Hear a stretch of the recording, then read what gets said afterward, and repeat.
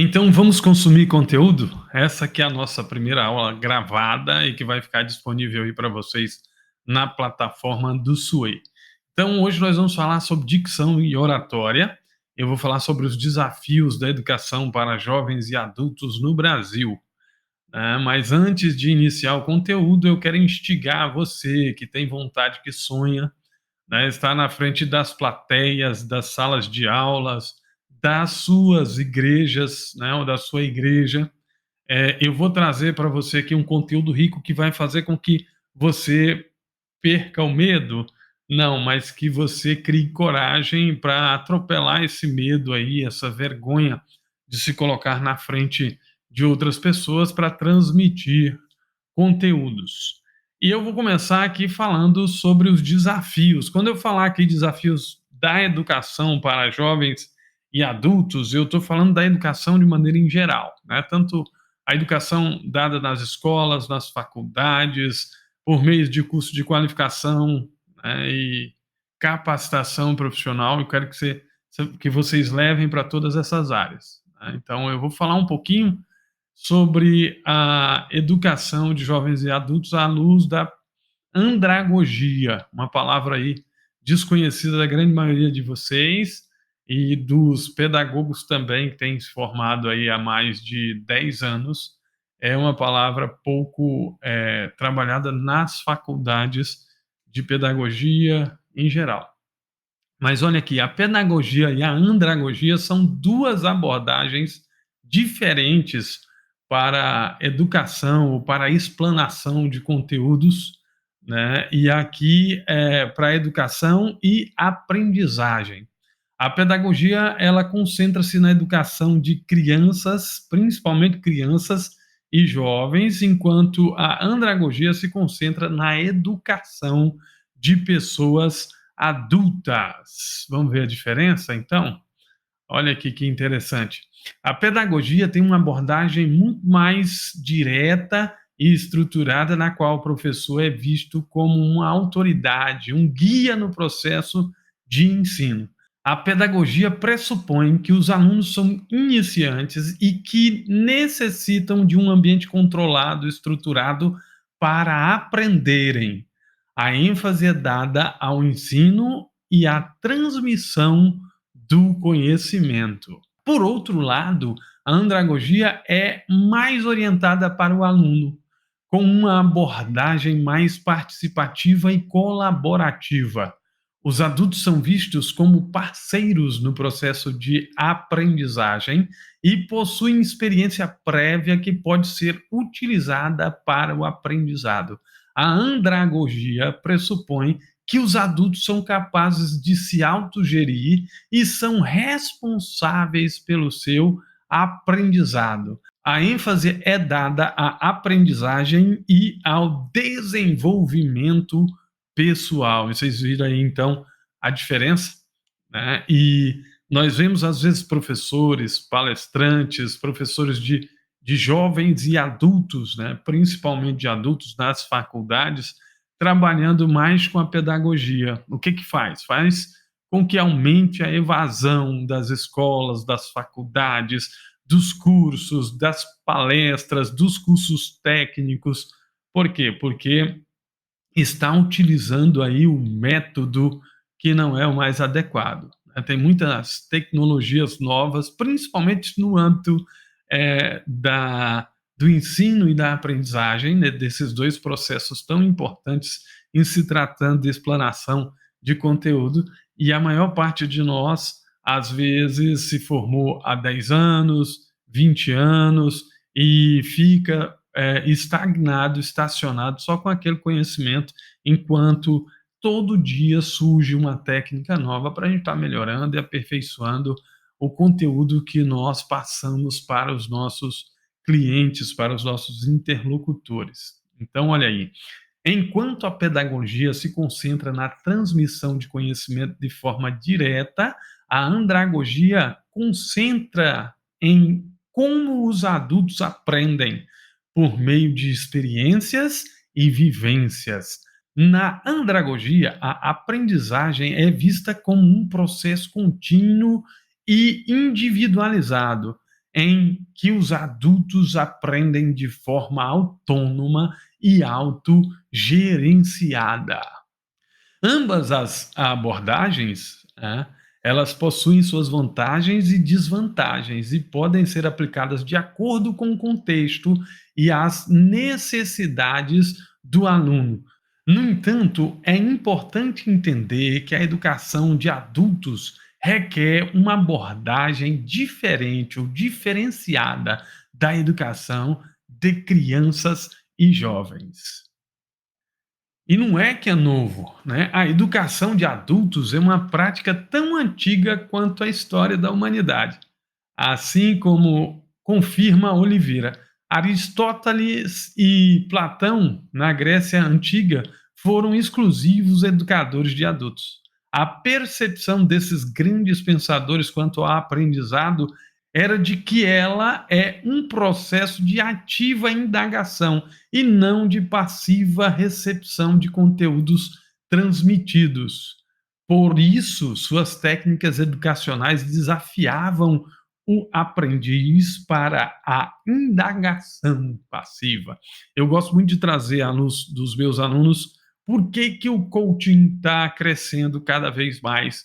Né? Os profissionais passam, às vezes, por cursos onde aprendem sistemas representacionais, perfis comportamentais, e eles desenvolvem por meio da maêutica socrática, que é a arte de parir as ideias, perguntas que vão levar os seus clientes ou coaches à autoconsciência, né? Porque o ser humano, ele tem, principalmente o adulto, ele busca as respostas nas suas experiências, nas suas vivências.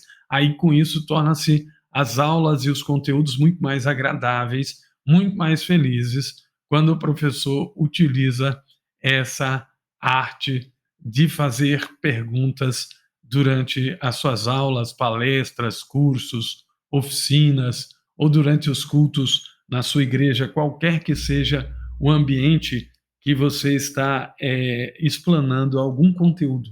Eu vou falar aqui sobre alguns conceitos da andragogia, e aí eu quero que vocês peguem papel e caneta. Se vocês tiverem alguma dúvida, nós vamos tirar ela depois dessas explanações.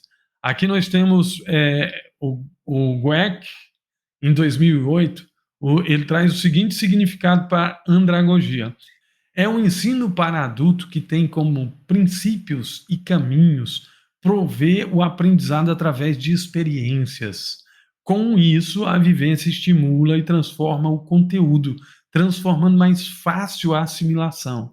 A andragogia é a ciência e a arte que, sendo parte da antropologia e estando imersa na educação, permanentemente se desenvolve através de uma prática fundamentada nos princípios da participação e da horizontalidade, cujo processo, orientado com características sinérgicas pelo facilitador do aprendizado, permite incrementar o pensamento, a autogestão, a qualidade e a vida e a criatividade do participante adulto, como o propósito de proporcionar uma oportunidade para que atinja a sua autorrealização.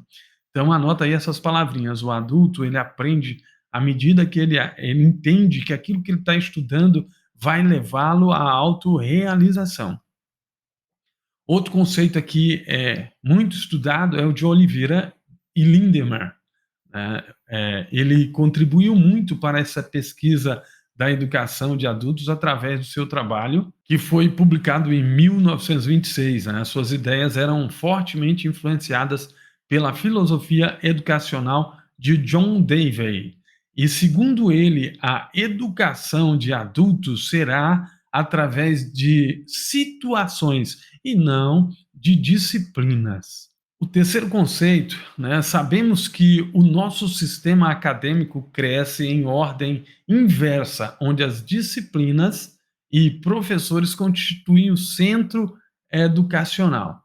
Na educação convencional, é exigido que o estudante se adapte ao currículo estabelecido.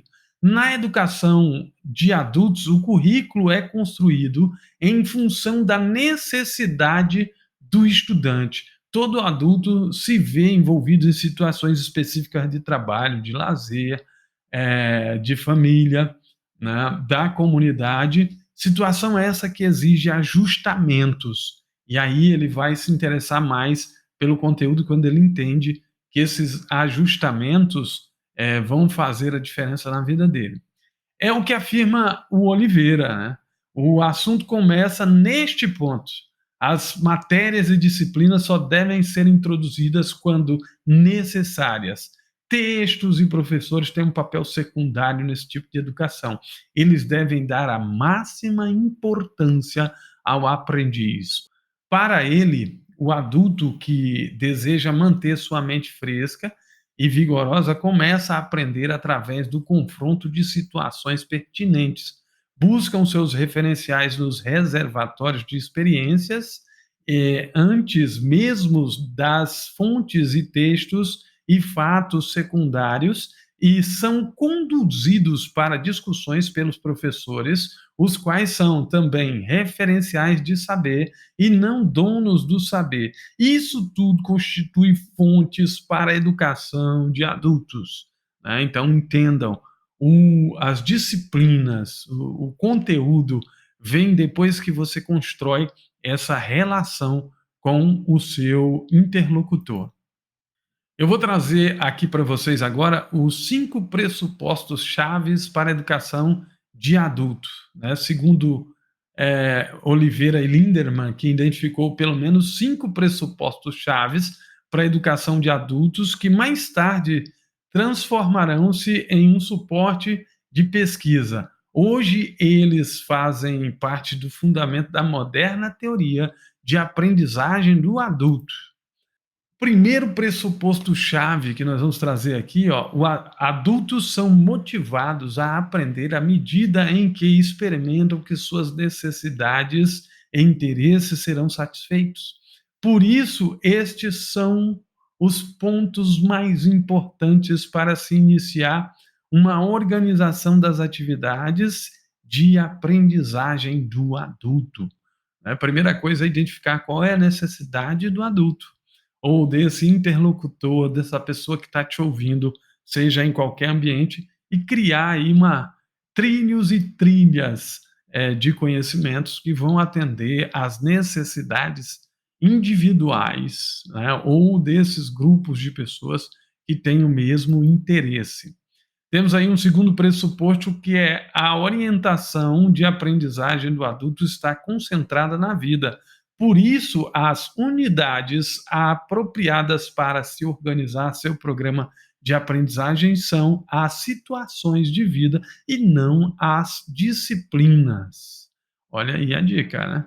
Então, se você vai ministrar um curso, palestra, oficina em um ambiente que talvez você não conheça, e aí tem que levar um conteúdo determinado, o que você tem que fazer? Estudar mais sobre o público que você vai levar esse conteúdo e desenvolver o conteúdo mais adequado possível às necessidades desse público.